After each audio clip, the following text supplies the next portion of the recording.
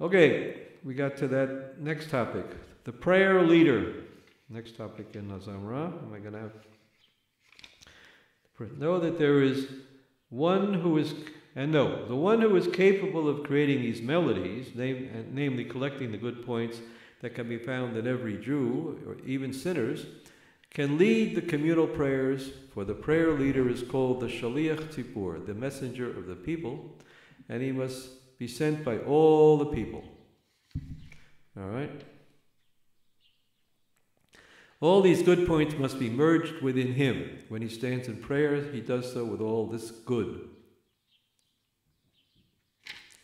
All right, that's a mouthful. Read it again. The one who is capable of creating these melodies, in other words, doing what we just said, namely collecting the good points that can be found in every Jew or Buddhist or whatever, even sinners can lead the communal prayers, for the prayer leader is called the Shaliach Tzipur, the messenger of the people. Now, to lead the prayers, we just said that this inductive process of an awareness and encompassing moments of awareness, and I did one identification after another into bigger and bigger gestalts here. We said that that's prayer. That's prayer process. Inductively thinking, that's prayer. And so the guy that can do that, the person that can do that, is the messenger of the public, the tzibur, the public, the people. That's actually Plato's idea of the demiurge. He does the work of the people. Orgos, work, demos, people. Shaliach Tzibur is the demiurge. And he's got to be sent by all the people. So, if you think of, now here we get into, one way to put this very clearly is to talk about Leibniz's theory of monadology. A monadology is made up as a Christmas tree with a whole bunch of monads on it. The tree of life with a bunch of sephirot, or points of view hanging on it. The encompassing big gestalt, which includes all the weak gestalts. The big figure that comes out of the ground, and the ground is all little gestalts. So you get the point here? It's the Russian dolls. The big doll that includes all little dolls. The envelope. The big envelope that includes all little envelopes. This is organic thinking also. This is also, actually it's a little more on the side of Maimonides than it is NACHMAN of Breslov. This is Aristotle's idea of the organism.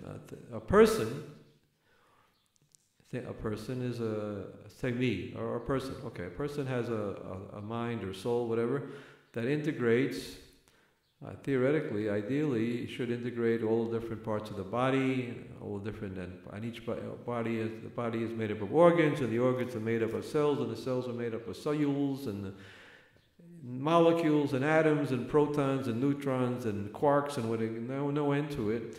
So all of that whole circus there, that whole show, is one big organism, throbbing organism, okay? A life, process of life force. So Leibniz would, maybe if I understand it correctly, would call that a monadology made up of monads. Each level is each little organ is a world, and each cell is a world, and each cellule is a world. Each one is a world. And not only that, but you take a bunch of people and you have society, a group. That's another monad composed of another big gestalt composed of smaller ones. And then you get a society, and then you get a nation, and you get a world and a solar system, and just like you go micro, you can go macro. So it's an endless process of spheres and worlds and everything encompassing everything, and bigger. We call them gestalts. Gestalt means patterns, holistic patterns. Okay, that idea. So that the person, if we're thinking now specifically of a person praying, a person in his own life, when he does his praying, needs to encompass his own realities in his own holistic experience. So for example, when I do the Amidah prayer, the Amidah prayer is the silent part of the prayer on the Friday night service, so I take that opportunity to do some awareness work. What do I see? What's going on? And what do I hear? Outer zone awareness. What's going on in my body? Body awareness. Allow time for my imagination. Go into the void a little bit. What do I imagine? What's my fantasies? And with that holistic grounding, then I become a kind of a shaliach tzipur. I become a messenger for my body and my experience as I'm doing my prayer to God. Now, what's happening now? Well,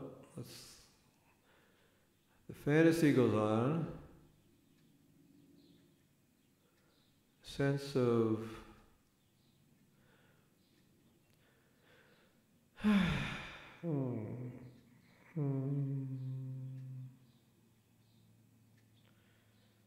see if a new image comes, or what happens now.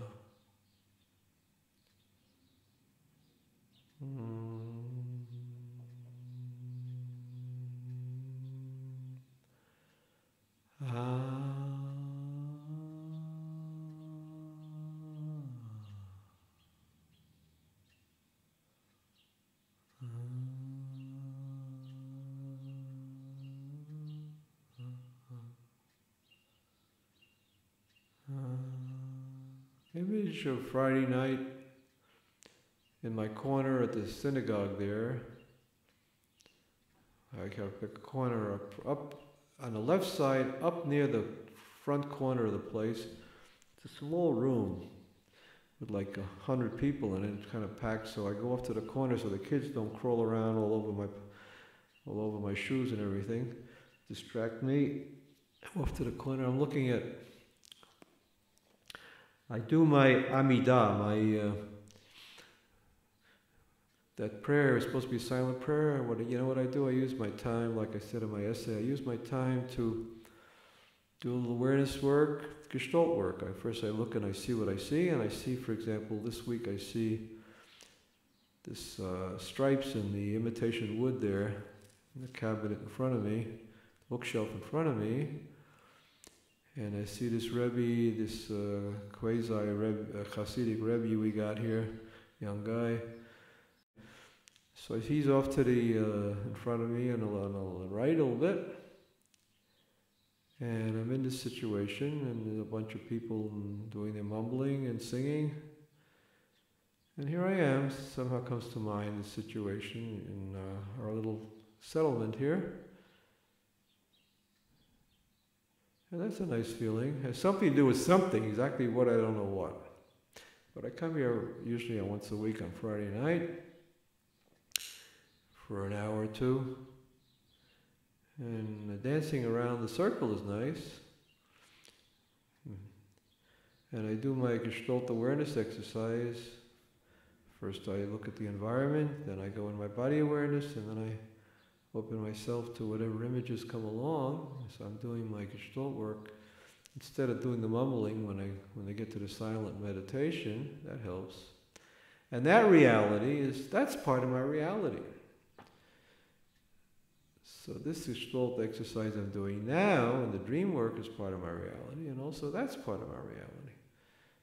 That's nice, that's part of my reality. And walking along, nature is part of my reality. And burping is part of my reality. These are all parts of reality here. All kinds of parts of reality. Sensuality, reality, they're all different. Like flavors of ice cream. Reality has different flavors. If, for example, if I were the Gestalt director of that whole community, for example, at Diaspora Yeshiva in 1982, I worked with 50 people in the course of a year. So since I knew 50 people, when I would go into that prayer session with those people, in a sense I was the messenger for those 50 people, because I had some idea of what their needs were and what their awareness rivers were. So I was the shaliach tzipur of that public. Tzipur is public. and I was helping to bring them, elevate the message of those 50 people heavenward. So that's a homely example, but even each person is a shliach tzipur of all the cells in his own body.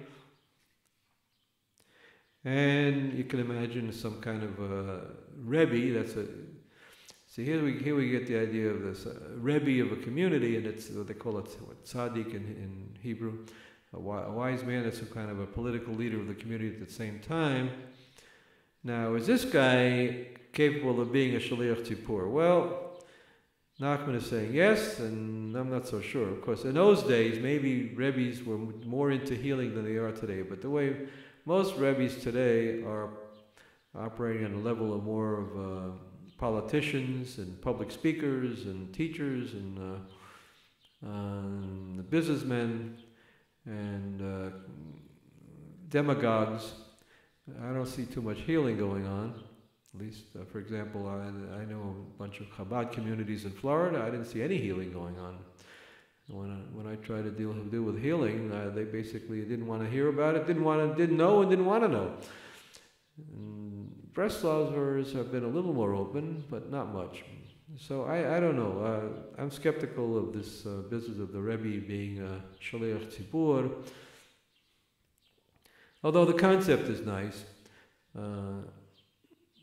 it's an ideal, but unfortunately, it's an ideal. It's not practiced. The preaching is not practiced, even by the Breslovers who write this book. Okay, that's how I see it, anyway.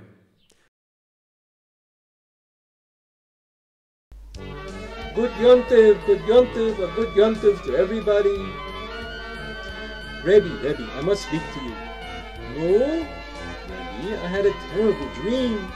No, what did you dream, Rebbe Roizer? I dreamed I was trying to get to the Holy Land in a ship, and a great storm came. The boat sank, and I fell straight into the water. I was drowning. Then I woke up, Rebbe. It was horrible. I was scared out of my mind. What does it mean, this dream? Can you tell me?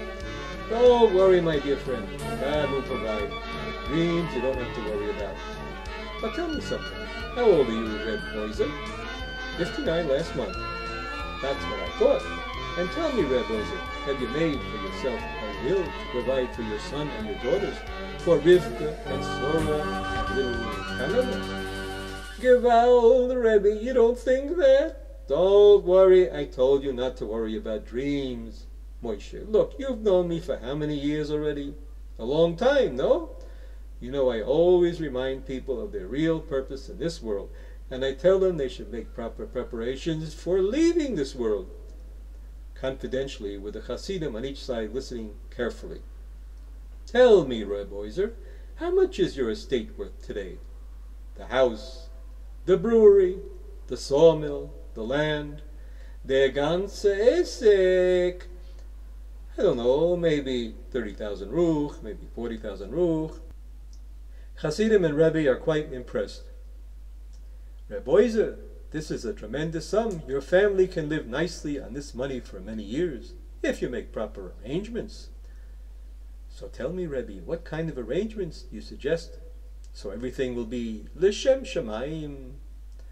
Why, sure, I'm very happy you asked this question. It's good to see that you are thinking of the world to come. If you ask me, I suggest you divide your property into 3 equal shares. 1 share for your wife and your son Yankala, 1 share for the 3 girls, and the 3rd share you should leave to us, so that we can carry on the Lord's work. Signs of great approval by all Hasidim, except Menachem. In this way you will bring great honor to your name, and you will contribute to the glory of the Master of the world. Joyfully slapping Reb Oizer on the back. For is it not written in our holy Torah, Tehillah LeDavid, a psalm of David, I will exalt you, my Lord the King, and I will bless your name forever and ever. From this we learn that not just today will we praise the Lord, but also in the future we will ensure that the Lord can be served even after we leave this world. Reb Oizer indicates unqualified agreement.